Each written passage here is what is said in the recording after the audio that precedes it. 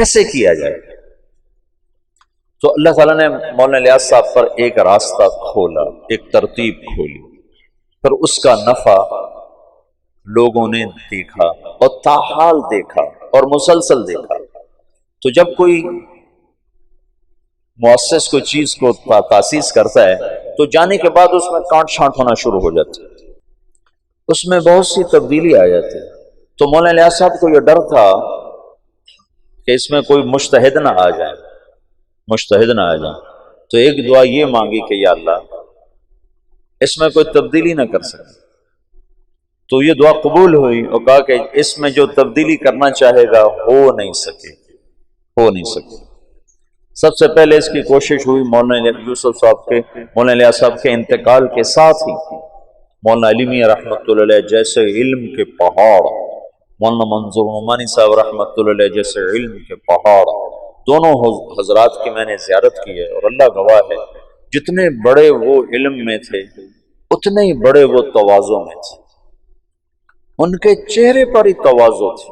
عجب، جس نے حضرت رائے پوری کی صحبت اٹھائی ہے اس کے اندر تواضع ایک وصف خاص بن کے ابھرا ہے۔ جب میں نے مولانا علی میاں کو دیکھا تو میں حیران ہو گیا، میں نے کہا یہ آدمی ہے جس کی دھوم سارے عالم میں مچی ہوئی۔ اگر مجھے کوئی بتاتا نہیں کہ یہ ہیں ابو الحسن علی تو میں کہتا ہے کوئی باہر سے دکاندار اٹھ کے آیا بیٹھا ہے کمرے میں۔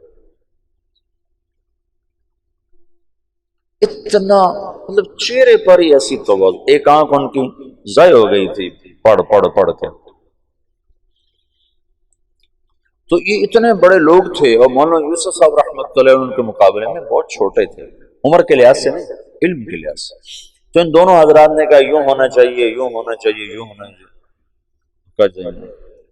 جہاں مولانا الیاس صاحب چھوڑ کر گئے ویسے ہی چلے گئے۔ تو یہ حضرات الگ ہو گئے، ان کے الگ ہونے پر لکھنؤ میں کام رک گیا ایک عرصے کے لیے۔ تو ان حضرات نے منع کر دیا، نظام الدین خط لکھ دیا کہ یہاں جماعتیں نہ بھیجیں، ہم خود جماعتیں بھیجیں۔ پھر میں نے کل آپ کو سارا بتایا تھا، یاد ہے نا؟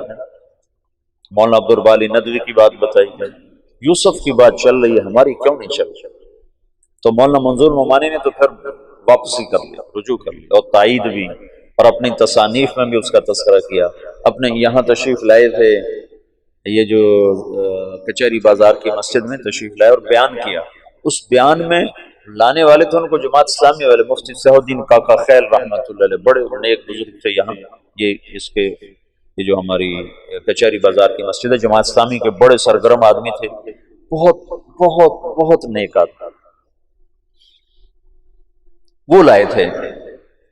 تو انہوں نے سارا بیان تبلیغ پہ کیا، سارا بیان۔ کہ بھائی میں نے تو نماز بھی تبلیغی جماعت سے سیکھی، میں آج تک بھول نہیں سکتا کہ منظور نعمانی کہہ رہا ہے بھائی میں نے تو نماز بھی تبلیغ والوں سے سیکھی، میں التحیات للہ والصلوات والطیبات السلام علیک ایھا النبی ورحمۃ اللہ وبرکاتہ پڑھا کرتا تھا۔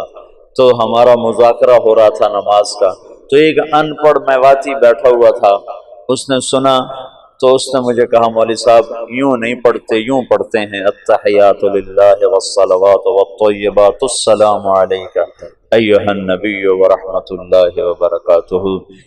مولوی صاحب ناراض نہ ہونا، یہ الف نہیں پڑھا جاتا جب اس کو اکٹھا پڑھتے ہیں، ہاں جب یہاں ٹھہر جاؤ تو پھر السلام علیکہ پڑھتے ہیں، لیکن اگر اکٹھا پڑھیں تو الف نہیں پڑھا جاتا۔ کہ بھائی میں نے تو نماز بھی تبلیغ والوں سے سیکھی۔ کہہ سکتے ہو تم تو بھی مولوی بھی نہیں، ویسے علامہ تو تم بنے ہوئے ہو، ہم علماء ہیں، ہم علماء ہیں۔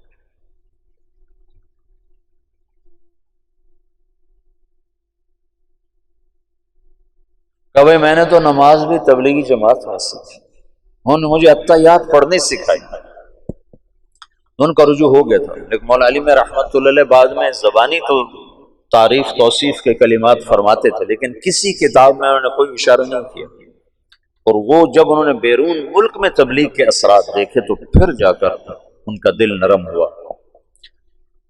اچھا وہ تو خارجی حیثیت تھی۔ 1996 97 98 میں تبلیغ کے روح رواں لوگوں نے تبلیغ کے نظام کو بدلنے کی کوشش کی. روح رواں جن پر تبلیغ گھوم رہی تھی، جو وہ اور تبلیغ ایک ذات بن جائیں، ان لوگوں نے اس کو بدلنے کی کوشش کی اور سارا زور لگا دیا. تو پھر مجھے مولانا الیاس صاحب کی یہ بات یاد آئی کہ یہ کام میں کوئی تبدیلی کرنا چاہے گا تو ہو نہیں سکے گی. تو میں نے کہا اب تو ہو رہی ہے، اب تو امیر کارواں خود کر رہا ہے، اب کیسے نہیں ہوگی. اوہو، لیکن جیسے سپرنگ ہوتا ہے نا، اس کو جتنا کھینچو جب چھوڑو تو پھر واپس اپنی جگہ پہ چلا جاتا. تو کو 5-6 سال 96 97 98 99 2000 5 برس مسلسل پورا زور لگا کہ اس میں کچھ تبدیلی کی جائے، اجتہاد کیا جائے. یہ ٹھیک نہیں، یہ ٹھیک نہیں، یہ کیوں جائے، یہ کیا جائے، یہ کیا جائے. اور کرنے والے اعلیٰ سطح کے. تو وہ اس بندے الیاس کی دعا قبول تھی، اس کو اللہ نے اسی نہج پر رکھا کہ وہی گشت ہے، وہی تعلیم ہے، وہی بیان ہے. اور تیسرا یہ فرمایا، وجہ اس کی یہ ہے کہ جب تک اللہ تعالی کی طرف سے نفع کی شکلیں قائم ہوتی رہتی ہیں تو انہی کو بڑھایا جاتا ہے.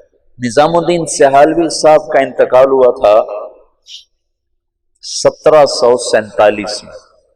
1747 ہم نے بہت کچھ بدلا، لیکن ابھی بھی زیادہ انہی کی صرف ابتدائی عربی کا نصاب بدلا ہے. قدوری نظام الدین سہالوی کی تجویز کردہ ہے اور ہدایہ نظام الدین سہالوی کی تجویز کردہ ہے، اور اوپر والی اصول فقہ، اصول حدیث کی کتابیں ساری ان کی تجویز کردہ ہیں، اور یہ احادیث کی کتابیں ساری انہی کی تجویز کردہ ہیں. 1747 1847 1947 2010 کوئی 250 برس گزر چکے ہیں. اس شخص کی تجویز کو اللہ نے پسند کیا اور اسی پر بنیاد بنتی جا رہی ہے.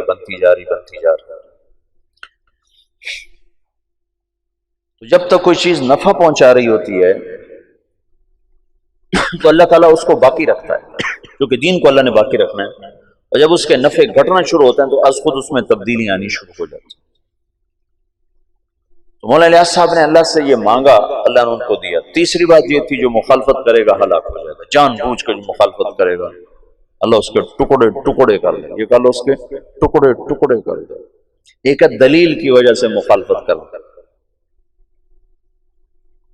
وہ تو کوئی کتنی بڑی فتویٰ دے دے پھر بھی اس کو ہم معذور سمجھیں گے کہ دلیل سے بات کر رہا ہے، لیکن جاننے کے بعد کوئی مخالفت کرے گا تو اللہ اسے ہلاک کر دے گا. تو یہ کتنا بے جان سا گشت نظر آتا ہے تمہارا. ایسے ہی ہر مسجد کا حال ہے.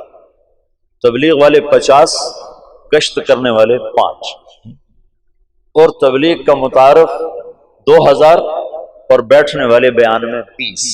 یہ آپ سارے فیصل آباد میں جاؤ، آپ کو ہر مسجد میں گشت نظر آئیں گے، تھکے ہوئے، مرے ہوئے.